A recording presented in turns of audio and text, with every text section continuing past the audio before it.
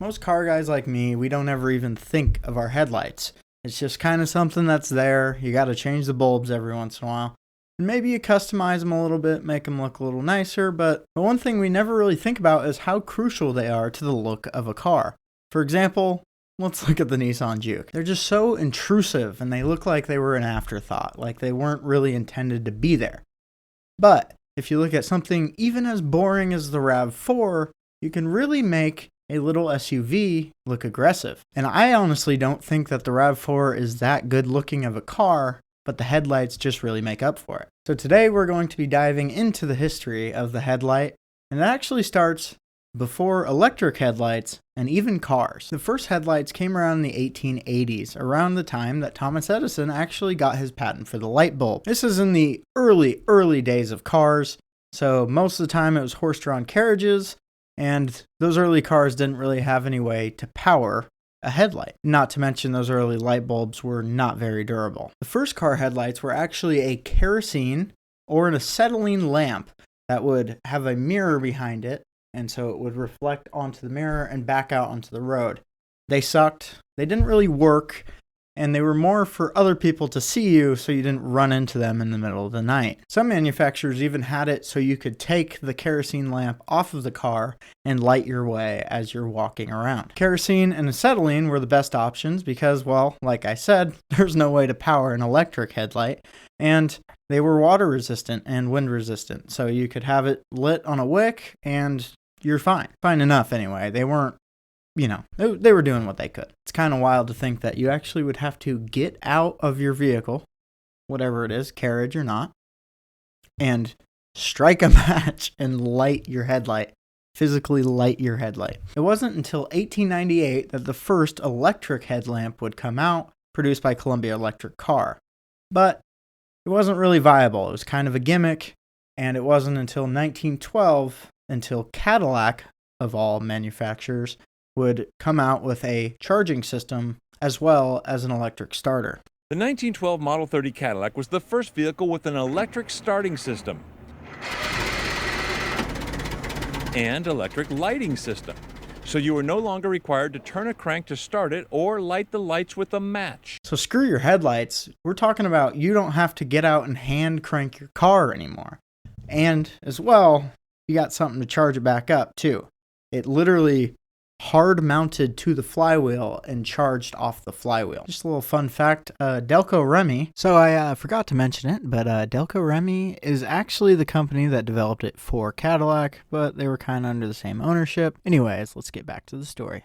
Actually, almost the same year, I think it was just 1 year later, invented the modern distributor because, everybody was on magnetos at the time. Cadillac's electric system would actually be a 6-volt system that required 3 batteries because battery technology was just pretty garbage at the time. And way back then, they were using something called a tungsten bulb. It was just a standard light bulb like you'd think, but for the filament, they were using tungsten, similar to like a TIG welder. Now, these bulbs were not great, but they would actually basically remain until the 80s. There was some development along the way, but we'll get into that. It's kind of funny, actually. In 1912, you think about it, probably nobody had cars. So they were actually high beam only. It wouldn't be until 1915 that they would invent the low beam headlamp. And I shit you not, you had to get out of the car and hit a lever to go into low beam. 2 years later, 1917, Cadillac, once again, would come back and improve the low beam by making the lever inside the vehicle. This would ultimately be upgraded in 1927 to the foot pedal dimmer switch. In 1927, they had the foot pedal dimmer switch. They didn't get rid of that till like the 80s. What the hell? So in 1927, they would actually switch over to having a low beam and a high beam in the same casing. Before it was separate bulbs and you had to literally switch the lever to power the different. It was wild. Unfortunately, in true government fashion, headlight technology would ultimately kind of freeze in the 1940s. I'm from the government and I'm here to help. This is because the government would mandate a 7-inch sealed headlamp for all vehicles across the board. This is actually where the iconic Jeep look comes from because of those Willys Jeeps overseas in World War II. They everybody had the same fucking headlights and they made 1 million of these trucks. What was like the vehicle overseas? That was the Willys Jeep. 17 years later, you hearing me? 17 years later, in 1957, the government would so graciously allow us to move on to a 5 3/4 sealed headlight. Really, letting go of the reins here. You could have 2 on either side. Some examples of the 5 3/4 inch sealed headlights you might be thinking of is like the late 60s Beamers. They had the 2 on both sides, or one of my favorites is the Alpine A110. Around this time, there wasn't really that much development because of the regulations. But Cadillac, 13 years later in 1964, came up with the first auto headlights. I'd never heard of this, but it was called the Twilight Sentinel. It was an upgrade, and that actually would become a mandatory feature in 2016. Because of the regulations where basically every manufacturer has to use one of 2 sizes of bulbs, people had to get creative. And so that's where you see some of the cool creative solutions they came out with in the 60s and 70s, like one of my favorites, the Hideaway headlights. The iconic one that everybody knows is the 65 Riviera, but one of my favorites is the 68 Caprice. With these headlights. It's like way too complicated of a mechanism for fucking headlights, but hey, it worked, right? 1974, 4x6.5 inch headlights would be approved, which are absolutely best represented by the Lamborghini Countach. The angular body of it, the square headlights, it all just goes great together. Wow. Maybe I hadn't made it home okay. And of course, we're moving out of the 70s into the 80s. That's where we're starting to see these beautiful pop-up headlights.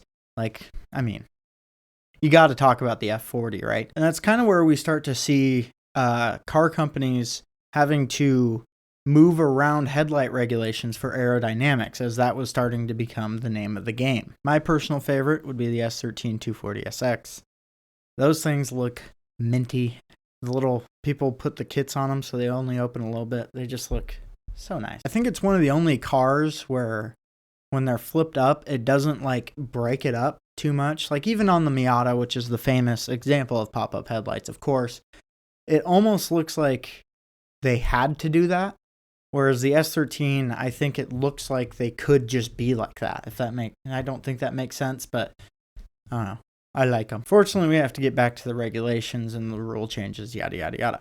In 1978, they would allow halogens by allowing the max brightness to be doubled from what it was before. In 1983, they would finally deregulate, make it so you could put the modern headlights where you can just replace the bulb so companies could make their own shell for their headlights. And this is where we would start to see the aero focus really move into the mainstream of cars. My favorite example of this is the Camaro. I don't quite know the generations, but the IROC Camaro, that front grille is just so blocky, and then you immediately move into the Catfish Camaro, which is the exact opposite. Due to these deregulations in the 80s and 90s, this is where we would start to see HIDs or xenons show up. If you've ever seen xenon headlights or driven in front of somebody that had them, you're probably wondering how the hell they're so bright. Well, that's because they're actually 2 tungsten electrodes next to each other in a neon environment, sealed neon environment, and it's arcing and it's literally creating plasma. If you put a CD in a microwave, yeah, it's fucking bright as hell. Overall, HIDs and xenons were looking like a great option moving forward. They were way brighter than halogens, and people were starting to swap them in the early 90s to the 2000s, and even in 1991, BMW adopted them for their 7 Series. The E32 7 Series actually had a few options that were kind of funny.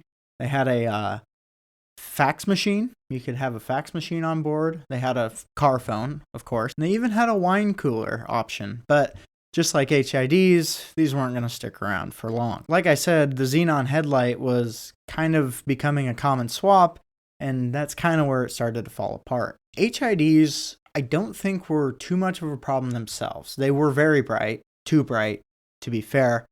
But a lot of it came from people installing them themselves and everybody hating them on the roads, and it was because everybody knew that HIDs were too fucking bright. Basically, some dumbass could go order a kit online, install them. They have no idea how to aim their headlights. They just go, oh, well, I want them pointing forward. So they have them pointing straight out like your high beams, and they would blind people. And yeah, HIDs didn't have a very good name back then. Plus, it was a very specialized bulb. You couldn't exactly just roll up to AutoZone or O'Reilly's like, hey, motherfucker, I need a new HID. You had to order them online, of course, beginning of the internet era. And yeah, it wasn't like today where you could just hop on Amazon and have it to you, in 2 days. It was a bigger deal back then. Back to that BMW. Have you ever seen a BMW with wiper blades on the headlight? Well, that is because of those HIDs. The EU actually determined that they were too bright and that if you got water on them, like a film of water, it would refract too much.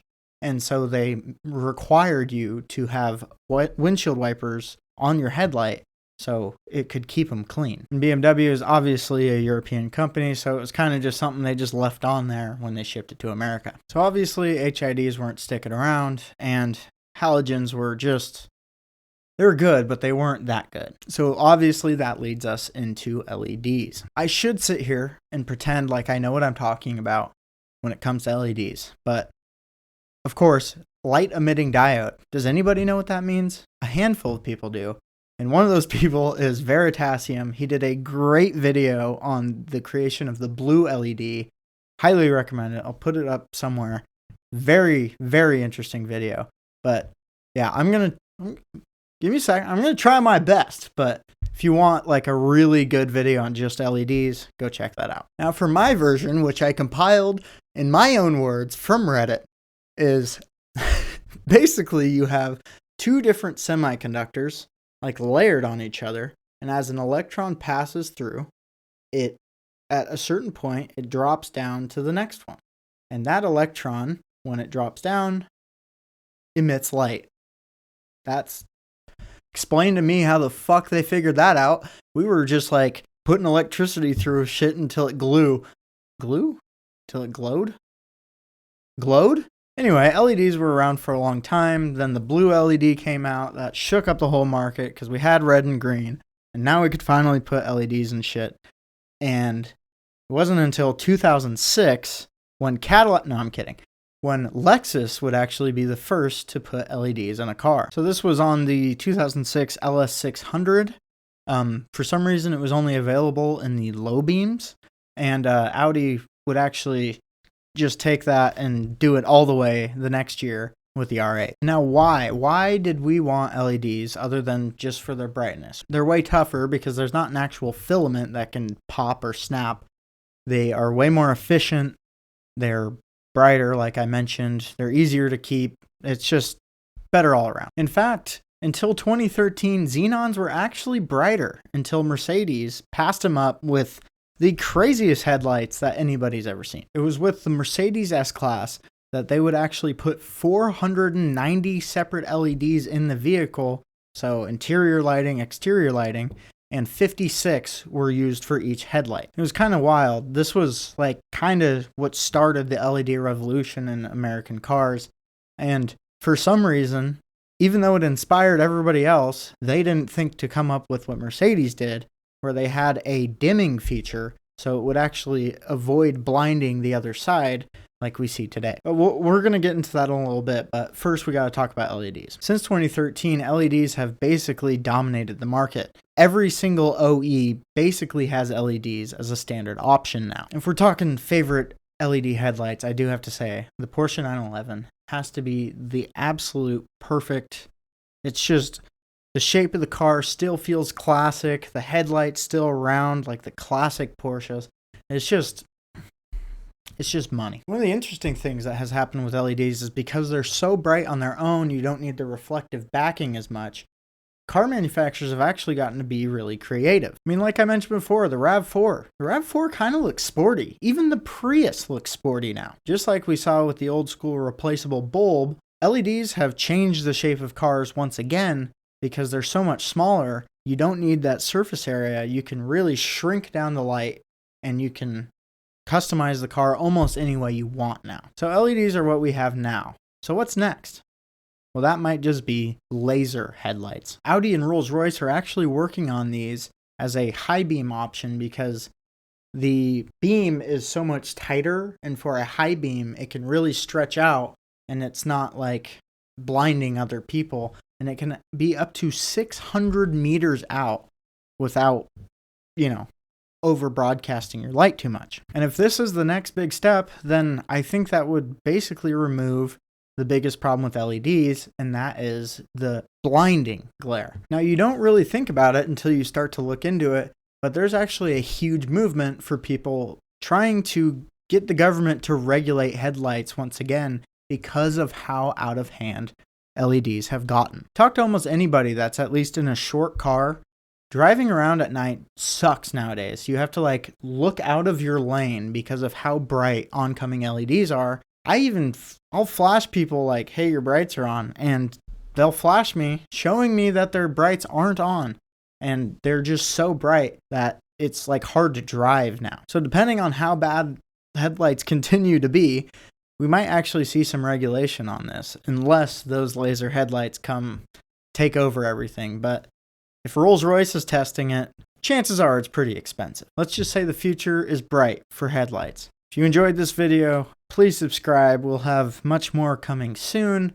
We have some good videos on the channel. Please go check those out. And if you're into projects, go check out ATD Garage. I'll have that in the description. It's on our channel page. It's our main channel. And just to leave on something we can all agree on, Rivian, your headlights look stupid. Thanks for watching.